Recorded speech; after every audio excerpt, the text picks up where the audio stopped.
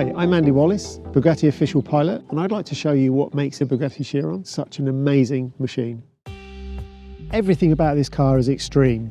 Of course, it's incredibly fast, so the first thing you need, massive brakes, massive power, 5,000 horsepower's worth of stopping ability together with the air brake. The chassis, incredibly stiff, comparable to an LMP1 racing car in fact. As we come round to the back, you can't help looking at the engine. A W16, 8 litres, 1,500 horsepower, 1,600 newton meters of torque, between 2 and 6,000 RPM. Unbelievable acceleration. Of course, none of that would be any good if you couldn't put the power onto the road. I still don't believe how this car can do it in first gear, full throttle, no wheel spin. It's unbelievable. To get 1,500 horsepower, we've got 4 very large turbochargers. The problem with large turbochargers, they take a while to spool up. So we've got a unique system here, a 2-stage system, whereby 2 of the turbos are actually closed off at low RPM. We force 8 cylinders on each side through only 2. This means that they spin up very quickly. You reach actually maximum boost with only 2 turbochargers.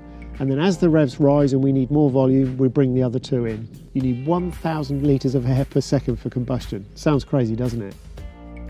The forces acting on this wheel when the car's at top speed, 420 kilometres an hour, from the centre line, by the time you get to the valve, this cap is subjected to 3,000 times gravity. So you can see it weighs absolutely nothing, 2.5 grams. That's 7.5 kilos at maximum speed. Then the pressure and temperature sensor, it's 44 grams. That's 131 kilos at maximum speed. That's almost 2 of me.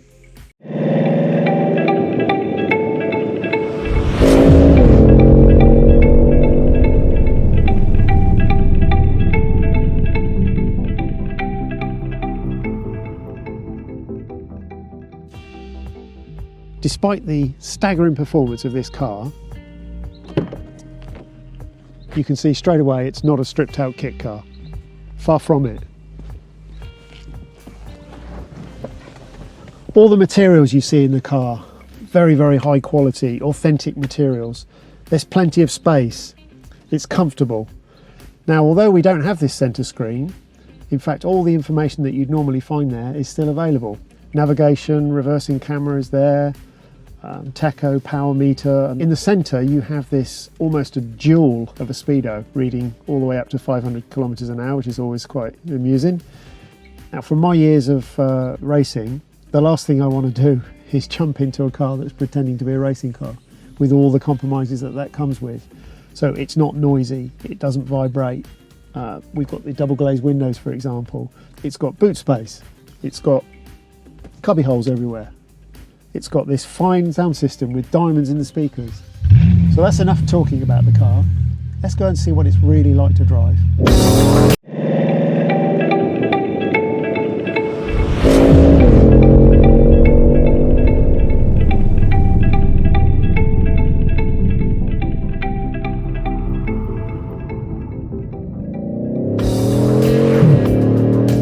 What you notice straight away as you drive the car, pull away, it's incredibly normal.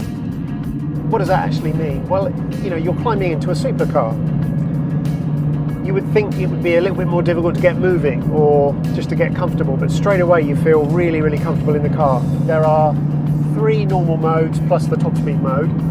So if I run you through these modes, EB is the standard mode, the automatic mode. You can drive like that all day long, from 0 up to 380.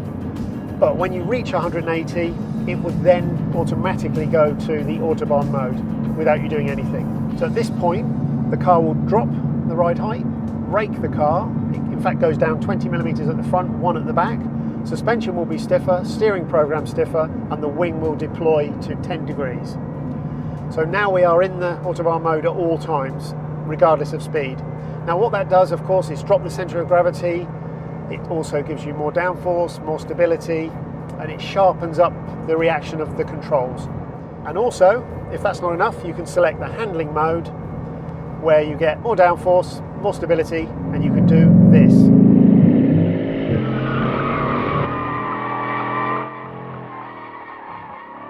And that is how you be a hooligan in a Chiron. So, to those of you who say, yes, but you could make it more powerful or you could make it faster. You can always make something more powerful or faster, of course you could. But to build a real production car that's incredibly easy to drive is the difficulty. So what we've got here is an incredibly fast machine which does pretty much everything you expect of a car. It's a complete package, and that is the remarkable thing. Although these are normally the air conditioning controls and seat heaters, if you push the bottom button for 1 second, you can bring up other information which you can choose. It's quite interesting because whilst you're accelerating, you really should be looking where you're going, not looking at the speedo. And afterwards you can glance down and see what you actually did.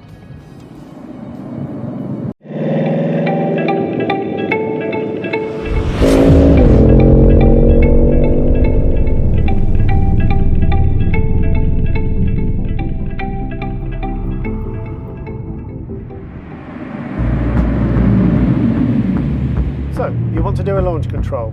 Well, fortunately in the Chiron it's pretty easy. Pedal pressure on with your left foot on the brake, push the button, and there we go.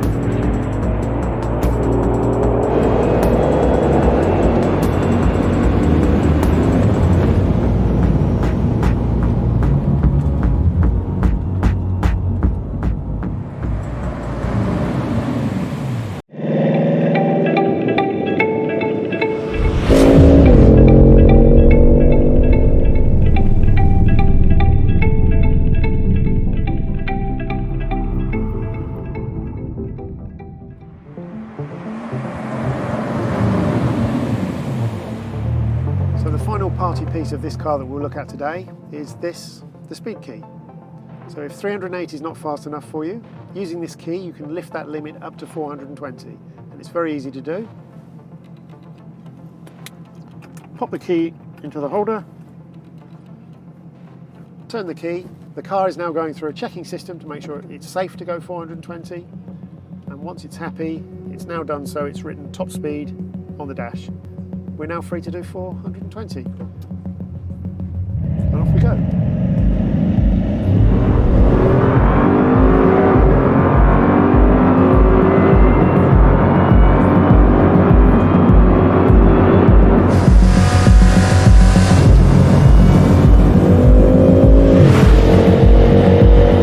Gentle touch on the brake pedal, and all of that speed is just bled away as if it wasn't there.